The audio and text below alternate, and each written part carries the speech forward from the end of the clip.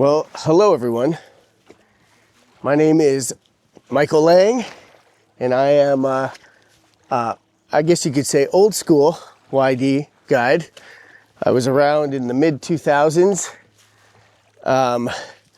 which is where I met such legendary characters as you will hear in the story I'll share with you guys. But I think I should preface it by saying that when I first found YD, I was a bit of a wild card, you could say. I think God had started to direct my life, but it could have gone any direction at that point. And so part of this story is about the impact of a good old-fashioned adventure on my own life, as well as the kids that we got to take out on this adventure. And usually the stories I end up telling, they're sort of the best story or the worst experience or the first experience. And in this case, I'm going to tell you guys the story of my very first Owyhee River kayaking trip. So it was my second summer. And by this point, Paul Spence was less afraid of me. You can sort of imagine me with long blonde dreadlocks, big goatee, braided and dyed fluorescent orange, a few piercings here and there, and so I was a little rough around the edges, relatively new to my personal faith with Jesus. And my very first Owyhee was probably one of the biggest turning points, I would say, in my own life, and also in the lives of these young kids that we got to take out. And so the way that it worked is this wonderful guy named Doug, who's sort of a short white guy just like me. He and this very, very large, very imposing black man, who everyone called Bishop, which was part of his rap name, Bishop Freeze. They drove around the ghetto of Hilltop Tacoma in a big white van, and they found all these little kids who were just about to be recruited to be part of the gangs in Hilltop Tacoma. And we found out afterwards that Bishop Freeze was actually the man responsible for bringing the Blood Gang to Tacoma. And so he had amazing experience where he came to faith, and now he did everything he could to keep kids out of the gangs. So him and Doug drove this van around. They found little kids who were about to be recruited, and they put them in the van and said, "Where do you live?" They went, talked to their parents, and they said, "You're coming on a kayaking trip with us." And so all of these kids had never been outside of the 10-block radius of Hilltop Tacoma. And you can imagine, when they showed up in Rome, Oregon, the very first night, there was a little bit of consternation.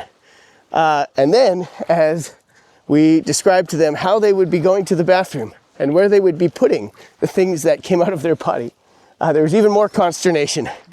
And so from the beginning, I was wondering, how is this going to go? And despite all this, there was still a lot of excitement. And all the kids have been given flashlights. And they really enjoyed that. So they spent the whole night trying to shine it in each other's eyes, like all teenage boys would do. And as they were shining these flashlights around the circle as we're trying to go to bed, one of the boys gets lit up pretty good. His name was Evan. And Evan's face was just very wet. And I could see that he had been crying very hard. And I was like, oh man, we have some homesickness here. So I went over to Evan, and I sat down next to him, and I said, "Evan, are you doing all right?" He said, "Yeah, I'm fine." I was like, "Well, it doesn't look like you're fine. Are you sure?" He said, "No, I really am fine. I've just never seen stars before." And for me, as a 25-year-old guy, hearing that just blew my mind. And I didn't understand it at the time, but it was just this really profound moment of connection, of watching a young kid connect in a powerful way with the beauty of nature, the beautiful creation that God has created for us to enjoy.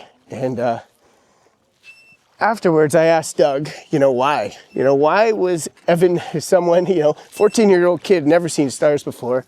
And Doug told me it was because Evan had good parents. And that meant he wasn't allowed out at night. And so he literally had never been outside to see the stars. And, I think that's just one very simple way in which YD and the adventure trips that kids get to be on can really fundamentally alter someone's life by giving them a new perspective on the world and then connecting that perspective, connecting that experience directly to God, right? And the person who created this world for us to enjoy. And so in those incredible moments, you just get to see God working without you doing anything, without you saying anything, without you acting. Just by being out here, you get to see God working. So Evan was a very special kid for me after that night. I sort of stuck close to him, made sure that, he was also very sensitive and very careful. So I paddled next to him as much as I could.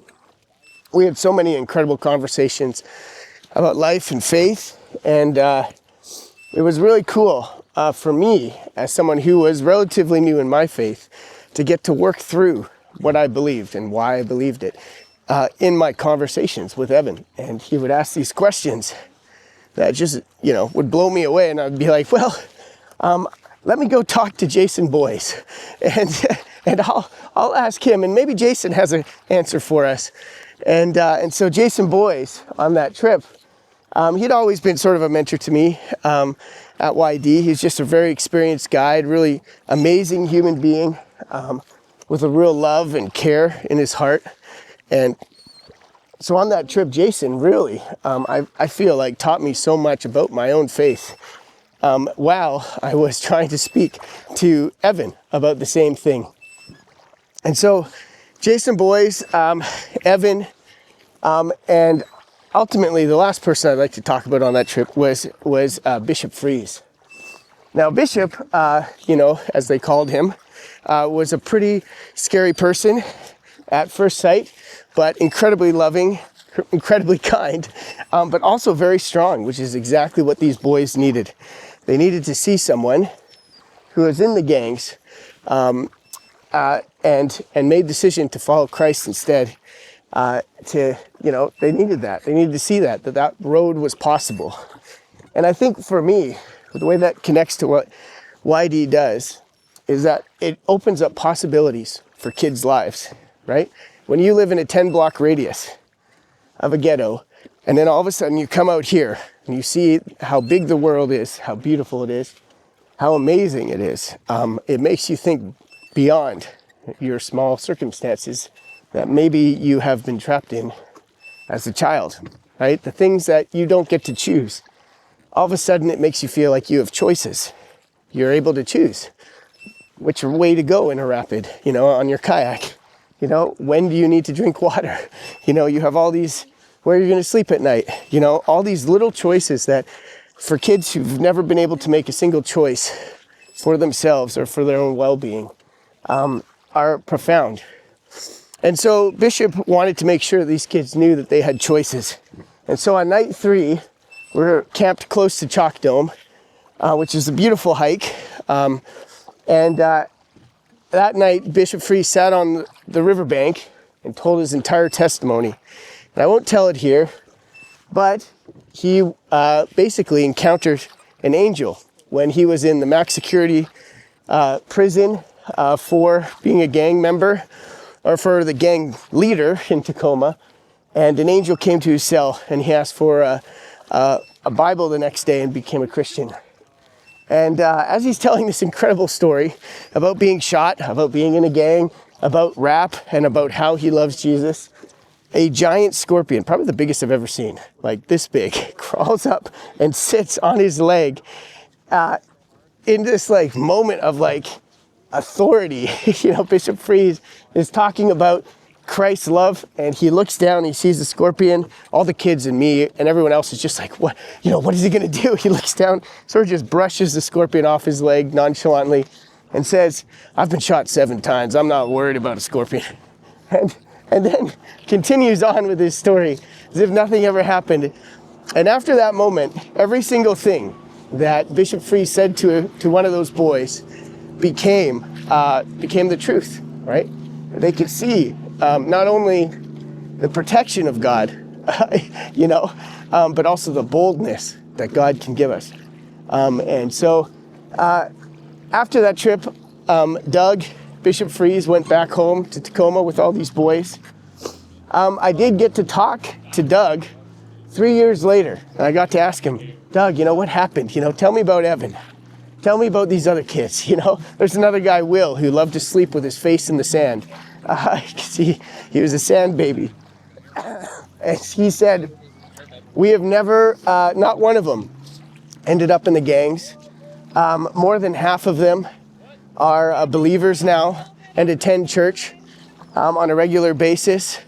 And Evan, that kid that I had really connected with, he had ended up learning to play the piano and becoming so good at piano that he ended up going to the Seattle School of Music and was currently on track to become a concert pianist instead of a gangbanger. And I just thought, man, and Doug said, that trip was the first time that he ever got to realize that there was more to this world than what he had grown up with. There's more to this world than maybe he had ever thought he could believe or imagine. And so when you think about wilderness ministry, when you think about all the kids you connect with, you don't often get to hear how you impacted their lives. But it's really cool for me. I've been around long enough now, I get to hear stories like that. And that's one of the reasons why I always keep coming back. Even though I live up in Canada, I never want to lose this connection, because I think YD knows how to have adventures and how to love people and how to make adventures meaningful by connecting all of it, right, to God, to Jesus Christ, and to the way he loves us and the way that he's designed this world for us to enjoy. And so there's my story. And thanks for listening. Hopefully I don't hit any boulders, so I better stop talking and looking where I'm going here.